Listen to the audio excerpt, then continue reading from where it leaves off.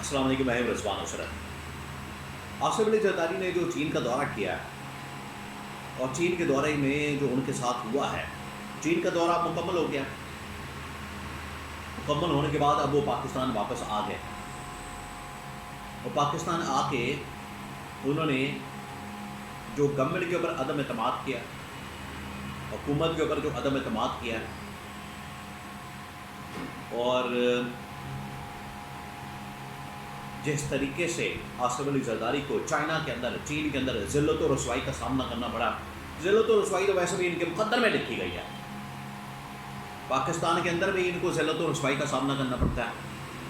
बाहर जाते हैं, इंटरनेशनल टूर करते हैं, तब भी इनको ज़िल्लत और रसवाई का सामना करना पड़ता है। तो ये तो इनकी किस्मत में लिखी गई है, ये इनकी हालत है। वहाँ क्या हुआ है, दौरे का मकसद क्या था, इससे हासिल वसूल क्या हुआ है कि ऐसे ही बस पैसे खर्च करके, सैर सपाटा करके वहाँ पर दाएं बाएं फिर फुर के आ गए हैं, या कुछ हासिल वसूल भी हुआ है। और यहाँ पर इन्होंने गवर्नमेंट के ऊपर, हुकूमत के ऊपर किस तरीके से अदम एतमाद किया, इसके बारे में बड़ी अहम तरीन मालूमात मेरे पास मौजूद है, वो आपके साथ में शेयर करता हूँ। देखिए, जब भी इंटरनेशनल लेवल का, इस लेवल का दौरा होता है, टूर होता है, उसको बड़ा प्लान किया जाता है। टॉप लेवल की मुलाकातें अरेंज की जाती हैं, क्योंकि अब आसिफ अली जरदारी एक हेड ऑफ स्टेट है। चले वक्ती तौर पर तो हमें मानना पड़ेगा कि हेड ऑफ स्टेट है, चाहे फॉर्म 47 के ऊपर है, जाली है, चोरी का मैंडेट है, लूटमार का मैंडेट है, लेकिन फिर भी हेड ऑफ स्टेट तो है, सरबराह मुमलिकत तो है पाकिस्तान के। अब हुआ क्या, ये वहाँ गए हैं, आसिफ अली जरदारी वहाँ गया है और ऐसे ही किसी मोहल्ले के अंदर पहले जो इस्तकबाल हुआ है, किसी मोहल्ले के काउंसलर ने आके उनको इस्तकबाल किया, वेलकम किया। कोई स्टेट लेवल का आदमी मौजूद नहीं, कोई गवर्नमेंट का आदमी मौजूद नहीं, ये पाकिस्तान के हेड ऑफ स्टेट है, कोई टॉप लेवल का आदमी वहाँ पर मौजूद है। ये इनकी हालत है। फिर उसके बाद वहाँ पर जो उनकी मुलाकातें, आना जाना, वो अजीब व गरीब किस्म का। वो किसी छोटी सी फैक्ट्री में चले जाते हैं, दौरा कर लिया, किसी और फैक्ट्री में चले गए, दौरा कर लिया, और 2 टोटल MOU साइन किए, टोटल 2 MOU। आपको पता है, ऐसी बस कागजी कार्रवाई एक होती है, कोई उसका फ़ायदा नहीं होता। ये गवर्नमेंट जब हुकूमत आती है तो अपने टेन्योर के अंदर कई हज़ार, कई सैकड़ों MOU साइन करते हैं, ना उसका कोई फ़ायदा होता है ना नुकसान होता है। होम्योपैथिक किस्म की दवाई। तो ये आसिफ जरदारी का दौरा और इनकी टोटल औकात है, और कुछ समझ नहीं आ रहा कहाँ आ रहे हैं, कहाँ जा रहे हैं, किससे मिलना है, किससे बात करनी है,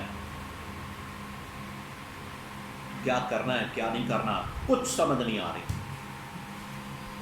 ये है, मैंने पिछले व्लॉग के अंदर बड़ी डिटेल से बात की थी इस बारे में कि इनकी जो फॉरेन मिनिस्ट्री है मुकम्मल तौर पर नाकाम होगी इसी वजह से, क्योंकि डिप्लोमेटिक महाज के ऊपर, डिप्लोमेटिक मामलात को चलाना, उनको हैंडल करना इनके बस की बात ही नहीं। ये चला ही नहीं सकते, ना इनको अंदाज़ा है, ना इनको आइडिया है, ना इनको पता है। सबसे बड़ी एग्जाम्पल ये आसिफ जरदारी का दौरा है। ना वहाँ पर चीनी सदर मिला है, ना चीनी वज़ीर ख़ारजा मिला है। अगर सदर है तो सदर ही उसका मिलना बनता है, ये वज़ीर आज़म का। मतलब कि मोहल्ले का एक काउंसलर है चीन का, वो उसको वेलकम करता है, वो उसके साथ 2-4 आगे वो बंदे हैं, 2-4 पीछे लड़कियाँ घूम फिर रहे हैं, बस 4-5 दिन होटलिंग की है और घर वापस आ गए।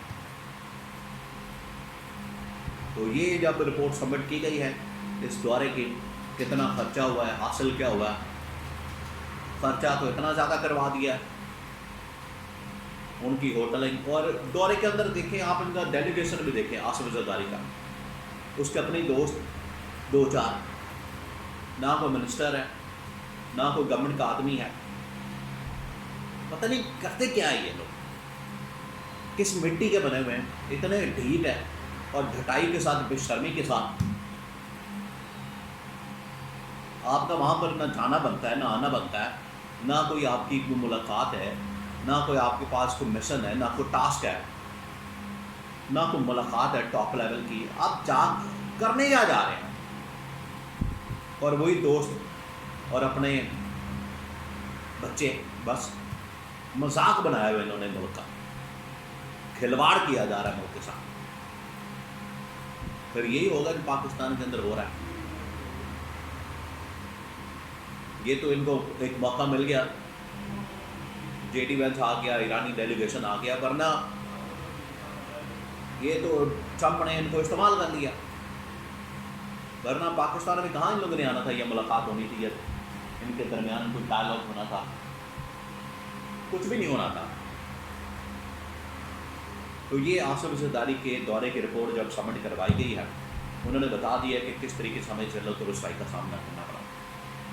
कोई कोऑर्डिनेशन नहीं आपस में, कोई एक दूसरे का मेल जोल नहीं, कोई एक दूसरे के साथ इनका आपस में रब्ता नहीं।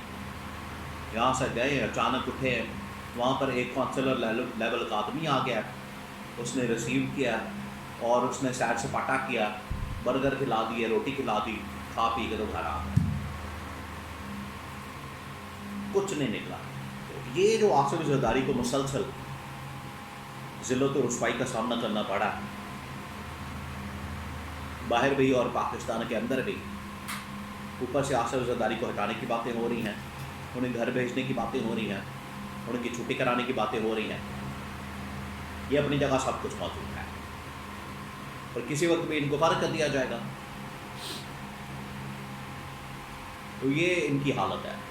जब ये दौरे से पहले जब डेलीगेशन आया, ये इस्लामाबाद में ही नहीं थे, इनको इस्लामाबाद से निकाल दिया गया और कॉम्पनसेशन के लिए इनको एक दौरा करवाया गया चाइना का, वो भी ज़िल्लत और रुसवाई से भरपूर, ज़िल्लत और रुसवाई उसके अंदर काटनी पड़ी। तो ये सामने आया, ये इनके हालात हैं, ये इनके मामला हैं। आवाम इनकी वजह से जलील हो रही है, बेचारी महंगाई और बेरोजगारी के बोझ तले दबी हुई है, खुद भी ये जलील ही हो रहे हैं और ख़ुद भी इनकी जो हालत है वो बड़ी खराब। और ये इख्तिलाफ़ात आखिरकार जो इनके दरमियान आ चुके हैं, ये शहबाज शरीफ के गवर्नमेंट के खात्मे पर और ओहदा सदारत के जाने पर ही मामला अंजाम हो गए।